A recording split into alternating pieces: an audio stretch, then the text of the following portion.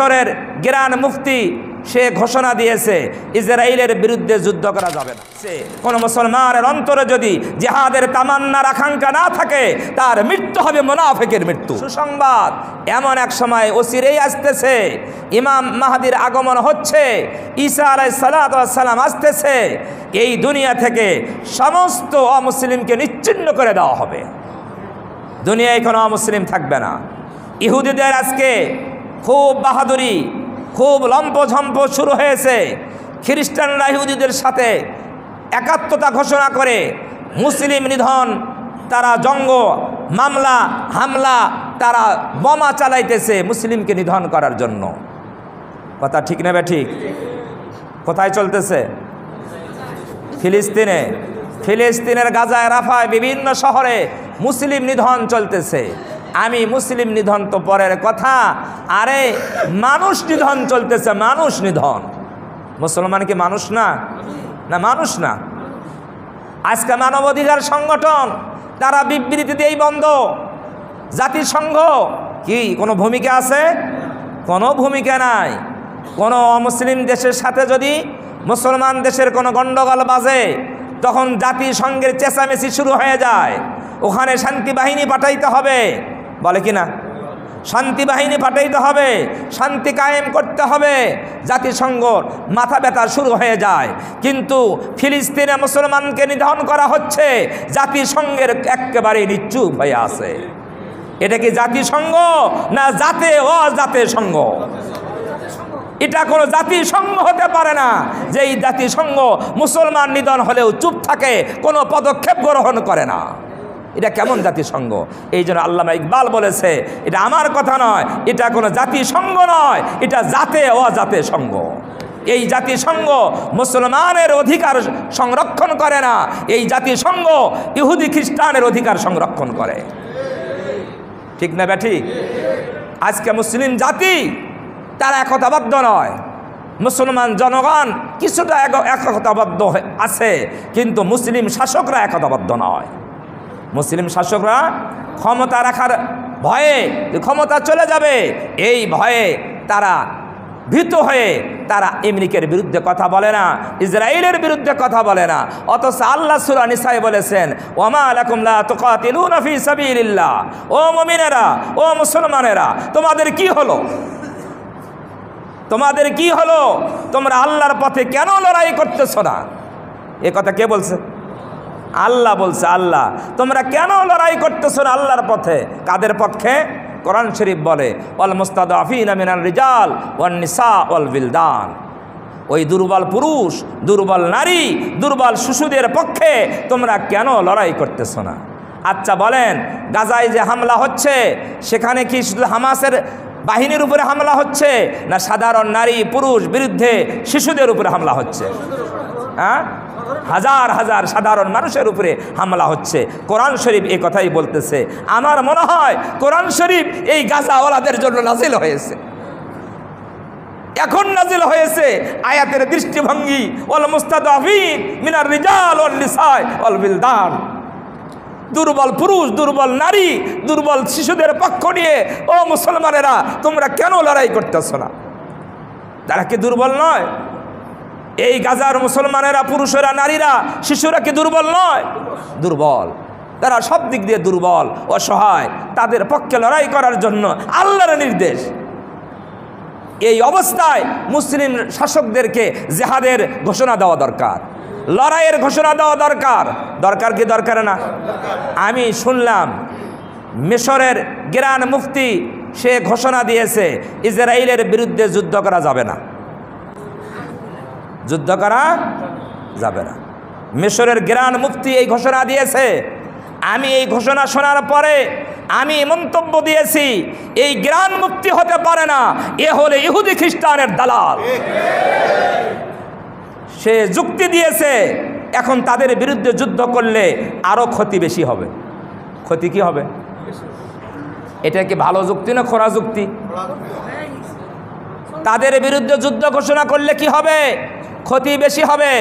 আমি ওই গ্রান্ড মুফতিকে বলতে চাই যারা ইসরায়েলের যুদ্ধের বিরুদ্ধে যা তাদেরকে বলতে চায়, শুনে নাও আল্লাহর কোরআনের কথা, দুর্বল মানুষের পক্ষে যুদ্ধ করার জন্য আল্লাহর নির্দেশ।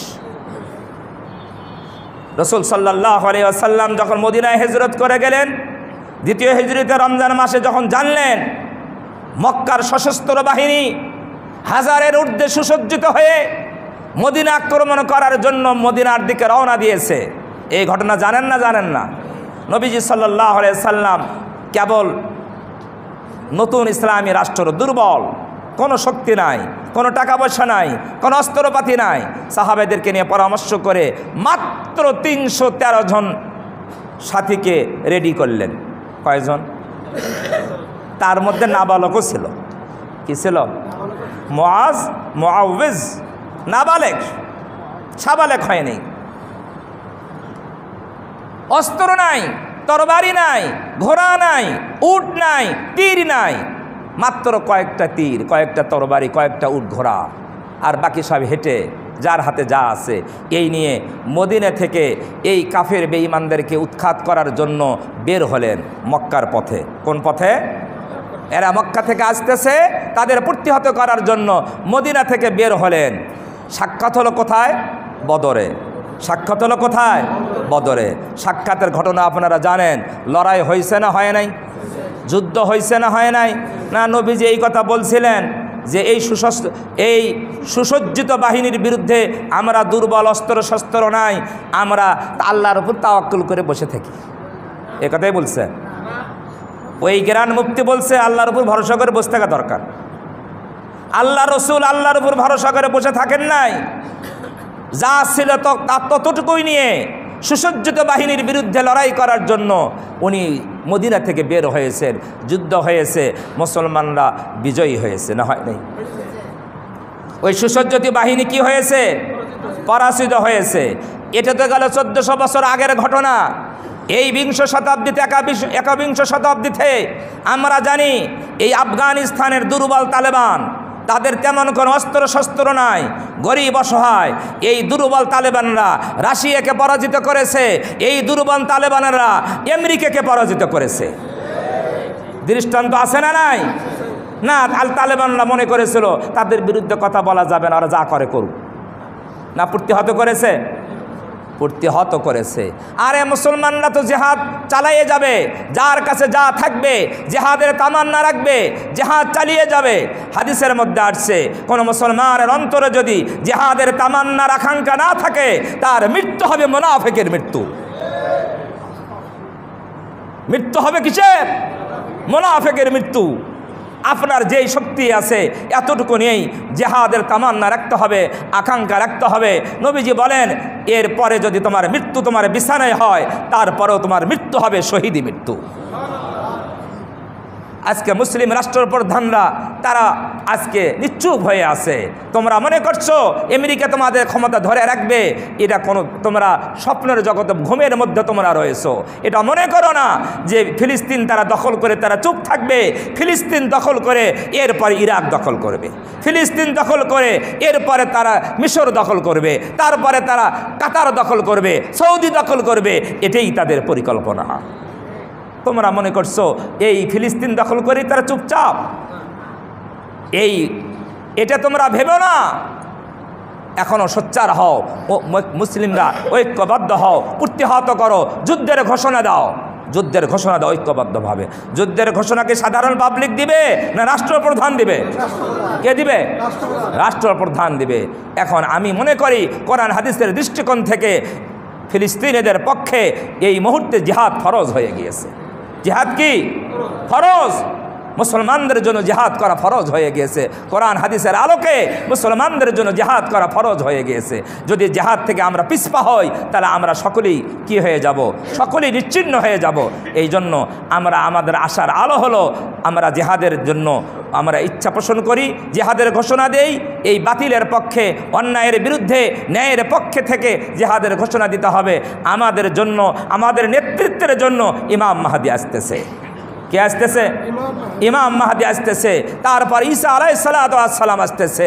এই দুনিয়া থেকে ইহুদি খ্রিস্টান নিশ্চিহ্ন হয়ে যাবে। হাদিসের মধ্যে আসছে ঈসা আলাইহিস সালাম যখন চলে আসবে এমন এক পরিস্থিতি কায়েম হয়ে যাবে, দুনিয়ায় কোনো অমুসলিম থাকবে না। কোনো ইহুদিরা পলায়ন করবে, ইহুদিরা গাছের পিছনে তারা আত্মগোপন করবে। গাছ বলবে এইখানে আমার পিছনে ইহুদি পালায় আছে। কে বলবে? গাছ বলে দিবে একে হত্যা করো, আমার পেছনে ইহুদি পালায় আছে। পাহাড়ের পেছনে ইহুদি পালায়ে থাকবে, পাহাড় কথা বলবে এই আমার পেছনে ইহুদি পালায় আছে, একে হত্যা করো। এই সময় আসতেছে, এখন আমাদের তৈরি হতে হবে। আমরা কি ইমাম মাহাদির সৈনিক হতে চাই? রাজি আছেন? আমরা যে যেখানেই থাকি ইমাম মাহাদির সৈনিক হয়ে ইসলামের পক্ষে থেকে আমরা মরতে চাই। এমনি সাধারণভাবে মরলেও তো মরবো, নাকি সারা জীবন বেঁচে থাকবো? হ্যাঁ, সারা জীবন বেঁচে থাকবো? 1000 বছর বাঁচবো না, মরতে তো একদিন হবেই। তবে আমার মৃত্যুটা যেন শহীদি মৃত্যু হয়, শাহাদতের মৃত্যু হয়। এই জন্য শাহাদতের তামান্না রাখতে হবে। কি রাখতে হবে? শাহাদতের তামান্না রাখতে হবে। আমি নওজওয়ানদের উদাত্ত আহ্বান জানাবো, যদি আমার দেশ থেকে ফিলিস্তিনের পক্ষে জিহাদের জন্য লোক সংগ্রহ করা হয়, নওজওয়ানরা রেডি হয়ে যাও, জিহাদ করতে হবে মুসলমানদের পক্ষে। রসুলের আদর্শ, আল্লাহ রসুল তার নবুয়তি জিন্দেগিতে 27টা যুদ্ধে নিজে সেনাপতি ছিলেন। কয়টা যুদ্ধে? 66টি যুদ্ধ পরিচালনা করেছেন মাত্র 10 বছরে। কয় বছরে? আসলে হিসাব করেন তো, বছরে কয়টা যুদ্ধ হয়েছে? 66টা যুদ্ধ কয় বছরে? 10 বছরে। তাহলে কয়টা হলো? হ্যাঁ, প্রায় 60টা। তাহলে বছরে যদি 60টা যুদ্ধ করে, 60টা যুদ্ধ যদি বছরে করে, তাহলে কোনো আরাম আয়েশের মধ্যে ছিলেন? হ্যাঁ, ঘুম পাড়ছেন আর আরাম আয়েশ করে খাইছেন, এই চিন্তাই ছিলেন? যদি বছরে 6টা থেকে 7টা যুদ্ধ করে অমুসলিমদের বিরুদ্ধে, তাহলে কি অবস্থায় ছিলেন সব সময়, যে কখন যুদ্ধ বেজে যায়, কার সাথে যুদ্ধ বেজে যায়। বছরে যদি 6টা হয়, তাহলে গড় করলে 2 মাসে একটা, 2 মাসে কি একটা যুদ্ধ করে এসে 2 মাস পরে যদি আরেকটা যুদ্ধের জন্য তৈরি হওয়া লাগে, তাহলে কি থাকে? কিছু থাকে? এই ছিল মুসলমানের ইতিহাস। আজকে মুসলমান সে ইতিহাস ভুলে গিয়েছে। ইতিহাস থেকে, হাদিস থেকে, কোরআন থেকে আমাদেরকে শিক্ষা নিতে হবে। হাদিসের মধ্যে আসছে রাসূল সাল্লাল্লাহু আলাইহি ওয়াসাল্লাম বলেন, আল জিহাদু মাযুন ইলা ইয়াউমিল কিয়ামা, জিহাদ কিয়ামত পর্যন্ত থাকবে।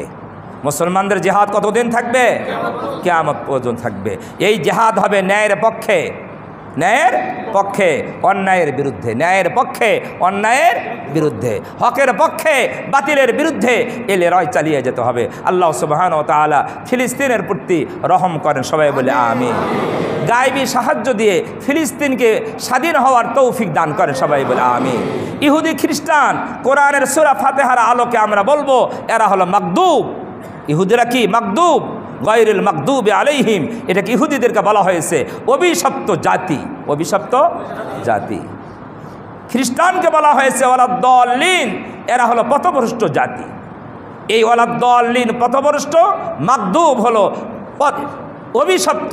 এই 2 জাতির বিপক্ষে সূরা ফাতিহা আমরা দোয়া করি, তাদের বিপক্ষে দোয়া করি কি না? তাহলে এই দোয়া করতে হবে, আল্লাহ এই ইহুদি খ্রিস্টানের হাত থেকে মুসলিম বিশ্বকে হেফাজত করেন, ইহুদি খ্রিস্টানকে আমরা ধ্বংস করে দেন। এই জন্য আমরা যারা দুর্বল আছি, আমাদেরকে সদা সর্বদা প্রত্যেকটা নামাজে দোয়ায় তাদেরকে শরীক করতে হবে। দোয়ায় কি করতে হবে? দোয়া করতে পারবো তো ইনশাল্লাহ? দোয়া করতে হবে ফিলিস্তিনের জন্য। যে কোনো জায়গায় ভারত ও মুসলমানদের বিরুদ্ধে ষড়যন্ত্র চলতেছে। অক্ফ আইন ভারতে পাশ করেছে, হাজার হাজার একর মুসলমানদের অক্ফ একর মসজিদ মাদ্রাসার জমিগুলা মুসলমানরা যেগুলো অক্ফ করেছে, এই জমিগুলা সরকার আত্মসাৎ করার জন্য বিল পাশ করেছে। মুসলমানদের পক্ষে না বিপক্ষে? ভারতের জয়শঙ্কর বলছে না কি জানি নাম পেপারে দেখলাম, ওরা বলে বাংলাদেশিদের নাকি ওরা খুব কল্যাণ চায়। কি চায়? হ্যাঁ, এরা বাংলাদেশিদের কল্যাণ চায়, সবচেয়ে বেশি কল্যাণ চায়। তিস্তার পানি দেয় না, কল্যাণ চায়। হ্যাঁ, শঙ্কর, হ্যাঁ, কল্যাণ চায়। ন্যায্য পানির অধিকার দেয় না, তারা কল্যাণ চায় বাংলাদেশের। এরা বাংলাদেশের দুশ্মন। বাংলাদেশের স্বাধীনতার সময় সহযোগিতা করেছিল নিজের স্বার্থের জন্য। কিসের জন্য? নিজের স্বার্থের জন্য। তারা বাংলাদেশের স্বার্থের জন্য সহযোগিতা করে নাই, নিজের স্বার্থের জন্য সহযোগিতা করেছিল। এই জন্য এইগুলো আমাদের মনে রাখতে হবে, এই শিক্ষা আমাদেরকে ধরে রাখতে হবে। বাংলাদেশ আমাদেরকে ইমানের বলে বলিয়ান থাকতে হবে, মুসলমানদেরকে ইমানের বলে বলিয়ান থাকতে হবে। আল্লাহর মদদ যদি কারো পক্ষে থাকে, যত বড় পরাশক্তি হোক, তাদেরকে কোনোদিন খতম করতে পারবে না। আল্লাহ তাআলা আমাদের সকলকে তৌফিক দান করেন। সবাই বলে আমিন।